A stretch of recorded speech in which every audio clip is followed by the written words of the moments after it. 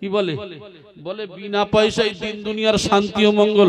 আচ্ছা বলেন তো দেখি বিনা পয়সায় কি হয়?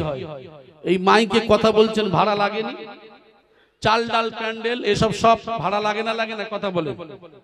তা আজান গাছি রহমাতুল্লাহ এত বড় মুফতি সাহেব উনি পাগল ছিলেন নাকি? এই কথাটা বললেন বিনা পয়সায় দিন দুনিয়ার শান্তি ও মঙ্গল। এই কথাটা শুনে আমরা অনেকে হাসি এবং ঠাট্টা করি, অথচ তিনি এত বড় একজন মুফতি, তিনি এই কথাটা বললেন কেন সেটা বিচক্ষণ করি নাই। আমার ভাই জানেরা, কান খুলে খেয়াল করে শুনুন, তিনি যে কথা বললেন বিনা পয়সায় দিন ও দুনিয়ার শান্তি ও মঙ্গল, এখানে উল্লেখ করা আছে আমার ভাই জানেরা। এখানে বলা নাই চাল ডাল আলু এখানে বিনা পয়সায় পাওয়া যায়, লেখা আছে নাকি? এখানে নিয়ে যাবেন একটা করে ওজিফা, এখানে লেখা আছে বিনা পয়সায় দিন ও দুনিয়ার শান্তি ও মঙ্গল। তিনি বলেছেন শান্তি মঙ্গলটা হলো বিনা পয়সায়, এখানে চাল ডাল আলুর কথা লেখা নাই। অনেকেই বলবে শান্তি ও মঙ্গল বিনা পয়সায় পাওয়া যায়, কোথায় পেয়েছেন? আসলে তিনি কোরআনের সাগরে ডুব দিয়েছেন, তিনি হাদিসের সাগরে ডুব দিয়েছেন। আল্লাহর কোরআন বলছে আলা বিযিকরিল্লাহি তাতমাইন্নুল কুলুব। আল্লাহর জিকির, আল্লাহর স্মরণ, কোরআন তেলাওয়াতের মধ্যে রয়েছে শান্তি। একবার জোরে বলি সুবহানাল্লাহ। শান্তি যদি থাকতো, লক্ষ টাকার মালিক, কোটি টাকার মালিক স্বামী দক্ষিণ দিকে শুয়ে ঘুমায় আর তার বিবি উত্তর দিকে ফিরে ঘুমায়। 100-র ভিতরে 90% ফ্যামিলিতে গন্ডগোল আর ঝগড়া, স্বামী স্ত্রীর ঝগড়া আর বিবাদ আছে না নাই? কথা বলেন। আরে টাকায় যদি শান্তি পাওয়া যেত তাহলে ফ্যামিলির মধ্যে টাকার মালিক, কোটি কোটি টাকার মালিক অশান্তি কেন বিরাজ করে? সূরা মারিয়ামের 95 নম্বর আয়াত। আমি আরবি বেশি পড়তে চাচ্ছি না, একটু বাংলাগুলো শুনিয়ে দিই।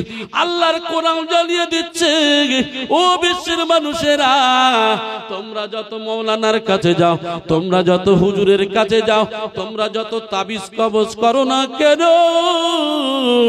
আমি আল্লাহ যদি আমার না ডাকো, আমার প্রতি ঈমান যদি না আনো, ভালোবাসা স্থাপন করার মালিক আমি আল্লাহ।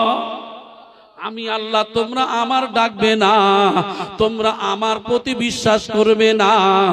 তোমরা যদি কোটি কোটি কোটি কোটি টাকা যদি এমন করে খরচ করো, দুনিয়ার সম্পদ শেষ হয়ে যাবে। আমি আল্লাহ যদি শান্তি না দেই, পৃথিবীর কোনো হুজুর দিতে পারবে না। ও আমার সোনার ভাইরা, তাই তো তিনি লিখলেন বিনা পয়সায় দিন দুনিয়ার শান্তি ও মঙ্গল। তিনি চলে গেল কোরআনের মধ্যে আলা বিযিকরিল্লাহি তাতমাইন্নুল কুলুব। আল্লাহর জিকির, কোরআন তিলাওয়াতের মধ্যে রয়েছে শান্তি। একবার জোরে বলি সুবহানাল্লাহ। ভাই ভাই অশান্তি, পাড়া প্রতিবেশীর সঙ্গে অশান্তি, অশান্তি দূরীভূত করতে গেলে চলে আসুন, ওযু সেরে নেন, নামাজে 2 রাকাত দাঁড়িয়ে যান, কোরআন তেলাওয়াত করুন, আল্লাহর জিকির আজকার করুন, এর মধ্যে রয়েছে শান্তি। হাদিসের মধ্যে বলা হয়েছে কয়লা কাসরাতুয যিকরিল মাউত ওয়া তিলওয়াতিল কুরআন। একমাত্র মৃত্যুর স্মরণ, কোরআন তেলাওয়াতের মধ্যে রয়েছে শান্তি। আর এই শান্তিটা একমাত্র রুহানি তরক্কির উপায়, তাজকিয়ায়ে নফস, রুহে একমাত্র রুহানির জন্য, রুহের মাগফিরাতের জন্য, এই তাজকিয়ায়ে নফসের জন্য এটা হলো বিনা পয়সায়। পয়সায় শান্তি পাওয়া যায় না, এই জন্য করে তিনি কোরআন ও হাদিস থেকে নিয়ে তুলে ধরলেন। আর আমরা বলি বিনা পয়সায় কি হয়? বিনা পয়সায় চাল হয়, ডাল হয় না, আলু হয়, সব তো টাকা লাগে। ক্লিয়ার হয়েছে না হয় নাই?